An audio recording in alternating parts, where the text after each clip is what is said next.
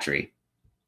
Okay, one more event in this shift. So we are going to catch up with Paul Salopek. So if you don't know what Paul's been up to, he's been on a 21,000 mile Out of Eden walk. So it's a decade-long experiment in slow journalism, walking from Ethiopia to Terra del Fuego, moving at the beat of his footsteps. He's walking the pathways of the first humans who migrated out of Africa in the Stone Age and made the Earth ours. Along the way, he's covering the major stories of our time, from climate change to technological innovation, from mass migration to cultural survival. And he's giving a voice to the people who inhabit these stories every single day. So let's bring Paul in. Hey, Paul, how are you? Hey Joe, how you doing? How you holding up? Oh, wow, it's been a wild few days, Paul. It's been an incredible event. Um, Possibly since 4:30 a.m. Thursday, I slept 3 hours, but you know what? It's worth Great. it. I think the adrenaline just keeps me going. There's a great team of hosts behind this as well. So yeah, it's just been just amazing. We were in Kenya with the last two northern white rhinos today. We were up in the Wow. treetops in Costa Rica, hanging out with an astronaut. I mean, it's just been an incredible exploration of biodiversity. Hats off to you in the community. What a marathon of conversation and exchanging ideas. I'm delighted to be included on it. Oh, absolutely. Well, Paul, why don't I let you take over for a little bit? And Okay, yeah, let me do that. I'm going to try to do a really short presentation, Joe, and I've never used this app before, so I'm going to go ahead and start share screen. yeah, I can Um, walk you through it a little bit. If you hit that share screen, it's going to give you a tip, and you can yep. just click "Don't show that again." And then usually Okay. the best option is the entire screen option, uh, Okay. and then bring the images to the front. Okay. So I have hit that share Yep, screen. Do you see it? Do you see my screen? yep. And then if you just pop it full screen, I think we're good to go. Okay, great. All right, full screen. All right. Can you see this presentation full screen? It is full screen, Paul. We're good to go. Oh, Okay. Paul, before you start, if you click Uh-huh. the hide in that white bar, we'll get it. Yeah, Okay, there we go. Cool. Let me get this back up so you can there we see go. it. Okay, cool. So yeah, so as Joe said, I'm walking across the world for a project called the Out of Eden Walk. It's a storytelling project that I'm doing with lots of partners. It's a caravan, right? It's not just me, one skinny guy walking around the planet. I've got National Geographic Society. I've got the Harvard Graduate School of Education. I've got the Pulitzer Center. I've got a bunch of people who are supporting this effort to basically slow down and rediscover the Earth at foot level and kind of make some inferences, some connections about how much we've changed the planet since we first spread out of the world way back in the Pleistocene. So all of you have probably seen in your secondary school or high school some sort of variation of this map. These are dispersal corridors of ancient Homo sapiens who first dispersed out of Africa way back about 120,000 to 60,000 years ago, right? Starting in the mother continent. Some of us went into Europe, others went east into Eurasia, a few hardy souls went down into Oceania, and then others continued to persist on foot all the way across what is today the Bering Strait into the New World and down to the bottom of South America, kind of down here at the very tip, and that's where I'm headed to. I started walking in 2013, and I've been walking for about 8 years. And I'm talking to you now from China. I'm about to walk 6,000 kilometers through China. And since we're talking today about biodiversity, I'd like to talk a little bit about how much the planet has changed since the first explorers, the ancestors that all of us share this journey. If you go far back enough in your family tree, how those first explorers both explored the world and discovered it and made it ours, right? Made us a global species, but how much we have changed it, right? Going from this, and this is at the starting line back in 2013. This is the Rift Valley of Ethiopia. And that's a stone tool, of course, that I'm holding in my hand there. And that's 80,000-year-old stone tool that, we think of the ancestors as being primitive or kind of undeveloped, intellectually. They weren't. They were this extraordinary species that adapted to new environments by creating tools like this. Some volcanic glass tools like this have edges that are only a molecule thick. That's sharper than the sharpest steel surgical scalpels that we use today in hospitals. Going from that to this, right? So going from that to this is what I'm talking about over the next 15 minutes or so, is how do we manage our impact, our footprint on the planet? Because there are now many more of us, and we're using technologies that our ancestors could never conceive of, and we're impacting the natural resources and the biosphere like never before, right?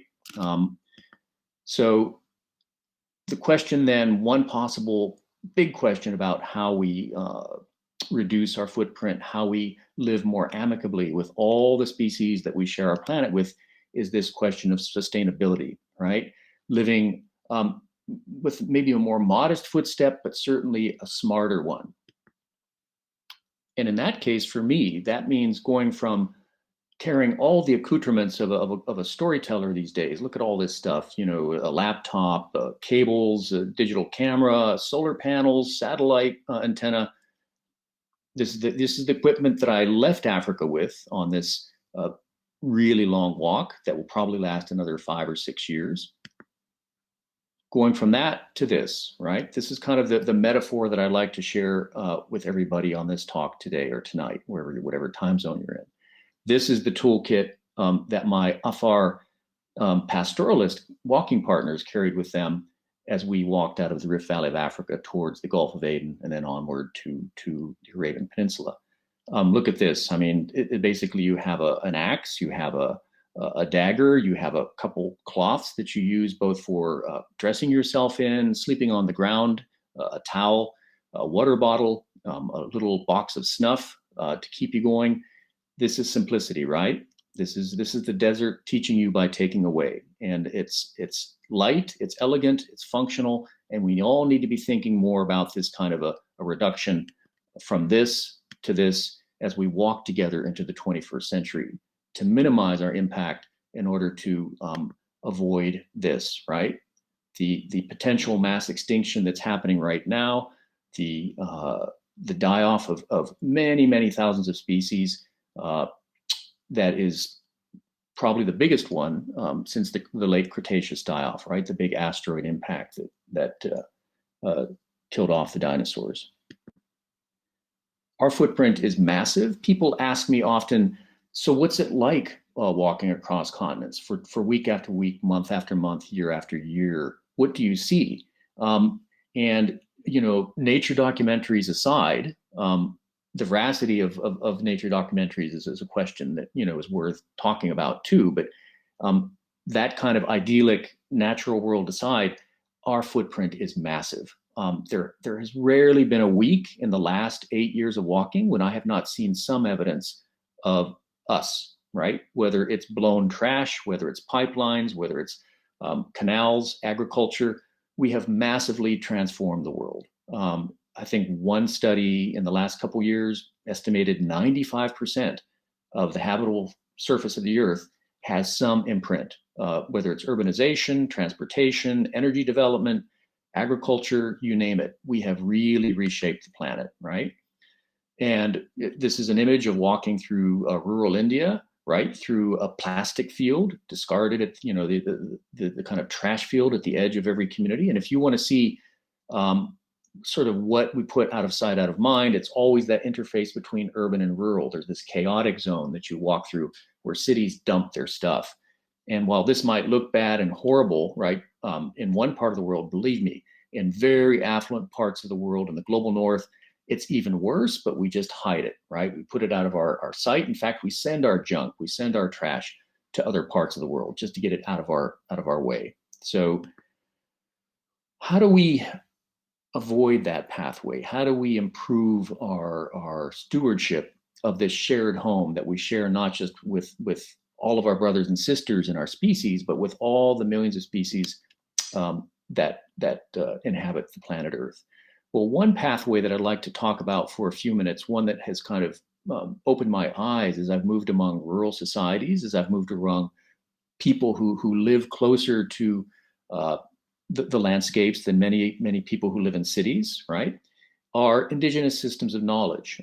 This is an example. This is in northern India, walking through a nature reserve that was formerly the natural landscape of a ethnic group called the Adivasi people, who are now quite marginalized, right?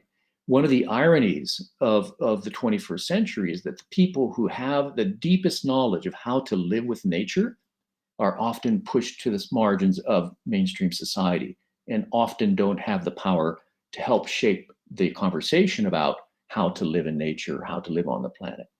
And in the process, by not partnering with these communities, we are losing vast knowledge sets about the biota and about how to live with the biota in a sustainable way, right? How to both get on with life, how to have a happy and fulfilling life as a human being, but not destroy your home in the process, right?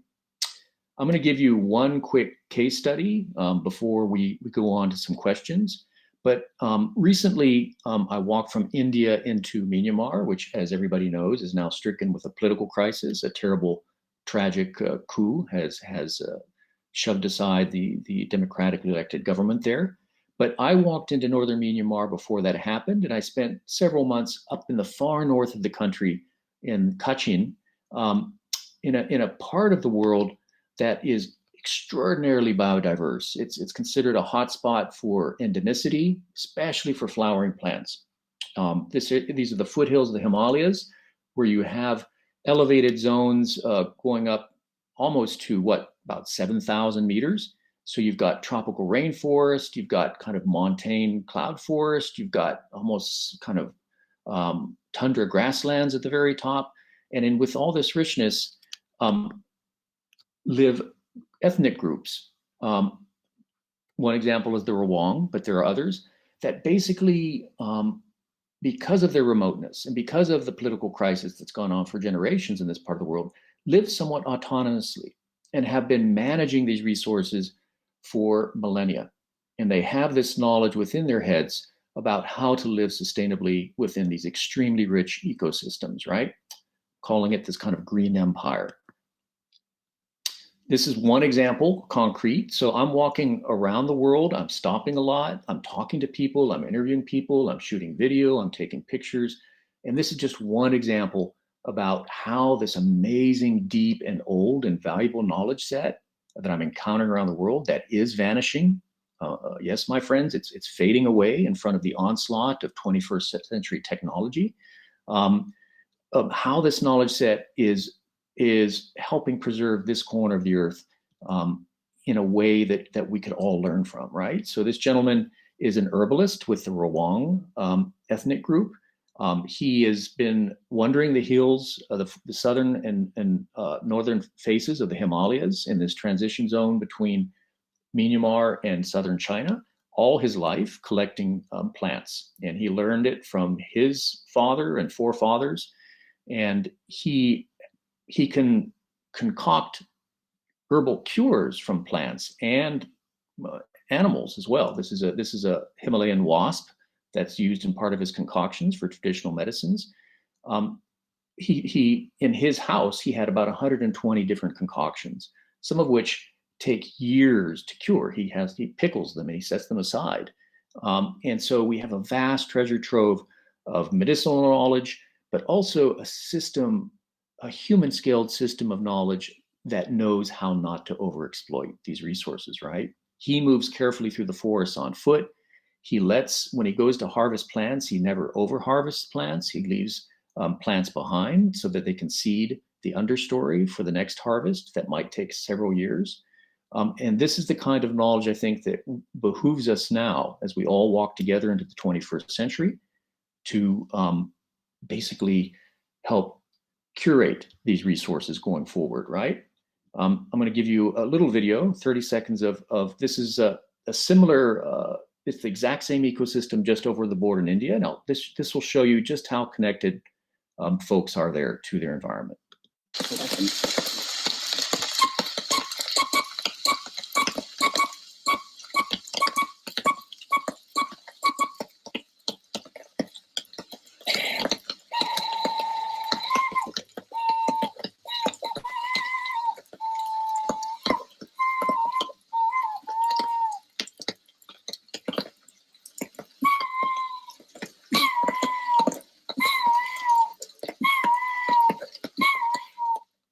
So this was an ethnic Naga herbalist who was walking with me through the forest, and I asked him, can you identify the birds that are calling in the canopy? And he broke out into a series of bird calls that went on for 30 minutes, dozens and dozens of birds.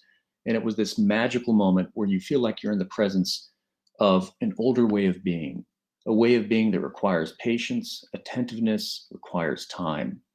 In fact, I would say requires thousands of years of time, and we have to preserve it. These are the masters that we need to go to help us devise land management strategies with them, right? And that's going to be the conclusion of my talk right now, is that there are a bunch of systems of land management. Probably many have been talked about at the festival, about incorporating Indigenous communities into management roles. This is not a new idea. It goes back to the 1970s in Africa, community conservation. But there's a movement now, and I'm going to plug this group here, it's one of many, that actually puts them not as partners merely, but as leaders in helping determine how landscapes should be managed going forward, right? When the demands on them from an industrial society are untenable, we need to consult masters of landscapes like this to help us make wise decisions about how to conserve land. And the Rawang, this is in the same area of northern Myanmar that I showed on the map, have sort of taken charge, including, in this case, against Western environmental movements who were setting aside a big national park without close consultation, and they rejected that. So, I think it's a lesson in being broad-minded, that even when with our best intentions, we think we have the right answers, and we don't, right? These folks, again, ethnic Rawang in northern Myanmar, were basically felt disenfranchised by a big national park that had been created almost by fiat by the national government that has very little control here. So they were demanding consultation on how that landscape was managed. So we are at a crossroads here at the dawn of the 21st century as to how we're going to move forward so that our children and grandchildren have the richness of life, the extraordinary tapestry that is getting frayed and is in such dire circumstances right now. Consulting Indigenous communities is one very important way, tapping that ancient knowledge set that our ancestors essentially carried out of Africa. So I'll leave it at that. Let me stop the screen share and come back to you with any questions. All right. Awesome, Paul. I want to start off first just checking in. I know last time we did a classroom event together, you were kind of transitioning. Have you been able to hit the trail yet? Yeah. I'm still setting up in China. China is going to be probably the biggest country that I'm walking across. It's going to take a year and a half, about 6,000 kilometers of walking. So I'm in Shanghai right now, preparing the logistics to get started probably in about a month. Okay. Wow. I imagine there's lots of logistics, setting up walking partners, all kinds of things you have to think about. That's correct. Yep. Yeah. So eager to get started on the next chapter. So Paul, I mean, you've walked across so many landscapes, so many ecosystems, so many people that you've encountered. I imagine you hear a lot of stories about change in species, whether plants disappearing, birds, less fish. I'm sure you hear a lot of those stories along the way. It's the majority of stories. It's actually very rare to hear the opposite. I think I could probably, so I've been walking for about, more than 2,500 days and nights. I could probably count on the fingers of both hands. Okay, just say 2 weeks. Days where the biota that I was seeing, the animals and the plants, were still kind of in a healthy condition. That's how much we've changed the planet. And whether I meet villagers or big city dwellers or pastoralists or farmers, everybody is saying there's less now than there was before of whatever you want to use for the metric of the natural world. We have radically terraformed this world to our appetites. And it's not the same world that I was born into, much less our grandparents. Yeah. It's funny, you mentioned at the beginning how we look down on a lot of groups as primitive, when really, I mean, they've lived in harmony with their ecosystem for so long. They have such a knowledge They can do things that we couldn't even dream of doing, like that gentleman you showed imitating all those bird calls. It's so silly the way what we classify as knowledge, and somehow possession, having more possession, makes us more advanced and Yeah, primitive. there's no question about it. I think the separation from nature has devalued our the value of knowing about nature, which is insane. I mean, if you're going to live in a house, you'd better well know how to repair that house. You better well know how to take care of it so the roof doesn't fall down on your head. And that's what's happening right now.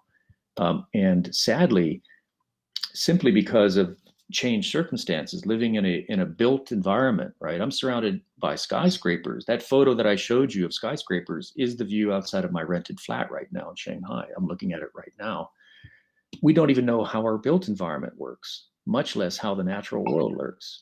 I mean, how many people today, even who are coming to the festival, know how a light bulb actually works, right? And that's 120-year-old technology or more, much less the supercomputers that we're all carrying in our pockets that have so drastically changed our lives. Yeah. So there is a need, I think, for basically tremendous amount of scientific training and education, but also evaluation of indigenous systems of knowledge, from taxonomy to sustainability. Yeah, absolutely. So we talk a lot about, especially in the age of a global pandemic, we talk a lot about how, biodiversity can be that natural buffer, and it's really important, for our kind of survival going forward. And I guess you could argue too that, important as well is diversity of cultures and language and traditional knowledge. That's really going to be important for us going forward too, I think.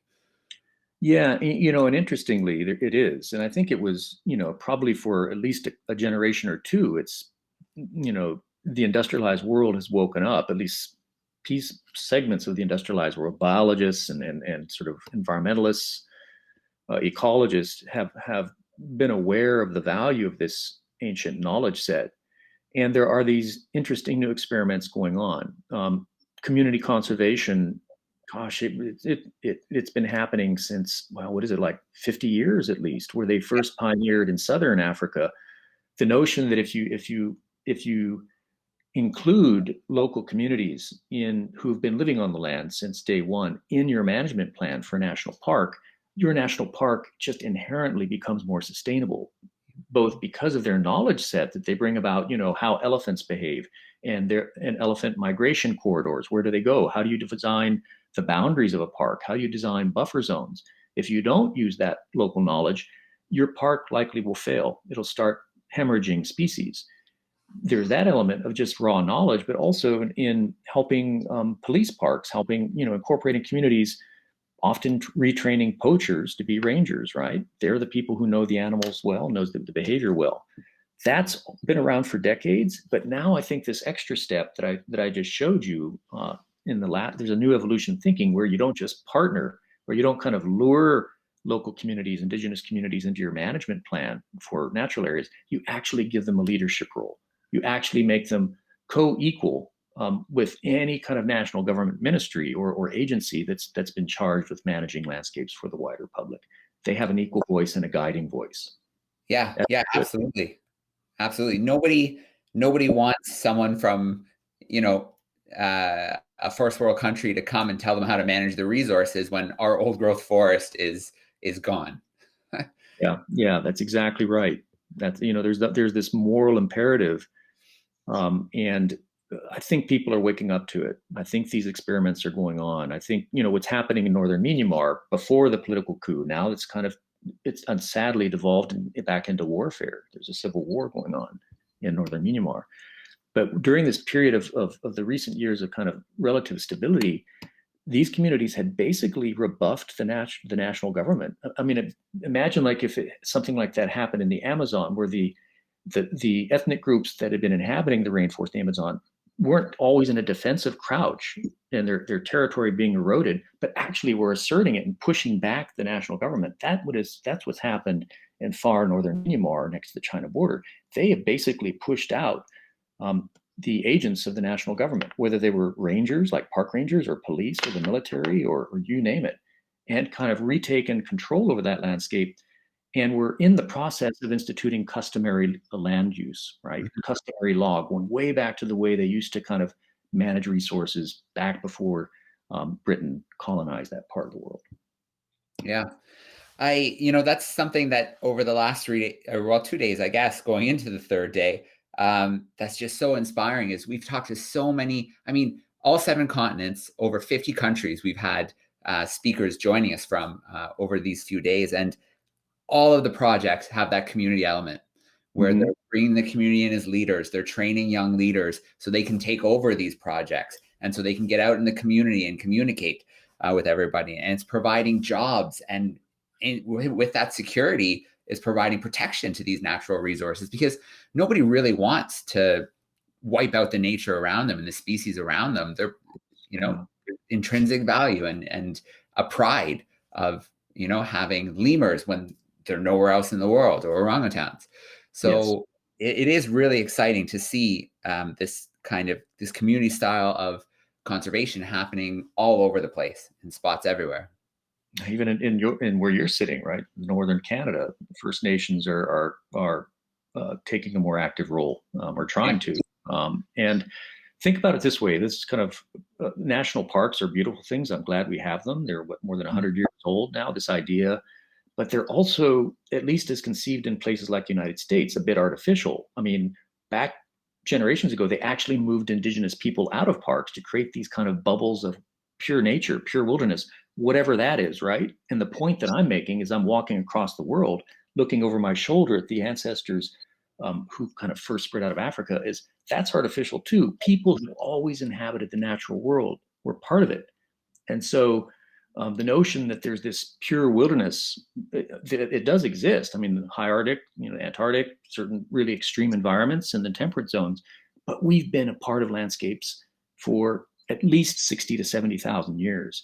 And so we need to think about how to reintegrate our minds again, if not our bodies, and adjust our appetites to think of that as home again. And they're not just under a bell jar that's kind of pretty to look at, this kind of, poetic and lyric image of nature that is kind of romantic. It's home. And we need to be responsible in managing it. Yeah, absolutely. So Paul, to wrap up today, that image, we're at that crossroads. We're going to go one way or we're going to go another. And, a theme has emerged that we don't have a lot of time. But a lot of hope has emerged too. We've talked to lots of youth.